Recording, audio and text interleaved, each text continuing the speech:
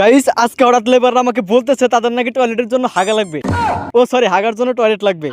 আমি আর খালেক কাকা দুইজনে মিলে কিভাবে টয়লেট কিনে তৈরি করে ফেললাম সেটা দেখতে চাইলে নিচ থেকে সাবস্ক্রাইব করে সম্পূর্ণ ভিডিওটি দেখতে থাকুন। আসসালামু আলাইকুম গাইস, আমরা টয়লেটের পার্ট আর স্ল্যাব কেনার উদ্দেশ্যে বের হয়ে পড়লাম। এখানে আসার পর অনেক ধরনের কুমারী জিনিসপত্র দেখতে পেলাম। আপনারা যারা শহরে থাকেন তারা হয়তো জানেন না যে এগুলো দিয়ে কি করা যায়। এখানে যে গোল গোল জিনিসগুলো দেখতে পাচ্ছেন এগুলোর নাম হচ্ছে পার্ট। এগুলো দিয়ে হাঁস মুরগির খামার এবং টয়লেটের মূত্র রাখার জন্য গর্ত করা হয়। এখান থেকে দেখে চেক করে আমরা একটি পার্ট এবং একটি স্ল্যাব কিনে ফেললাম। এখানে ব্যবসায়ী কাকা খুব কষ্ট, সে আমাদের কাছ থেকে 1 টাকাও কম রাখলো না। আমরা অনেক চেষ্টা করলাম কম দেওয়ার জন্য, কিন্তু কোনো লাভ হলো না।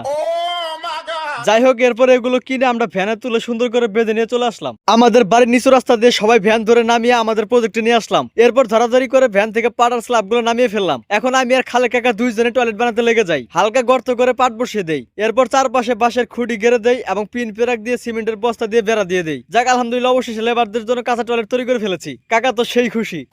আর গাইস, আমাদের এই কাজটি কেমন হলো দ্রুত কমেন্টে জানান।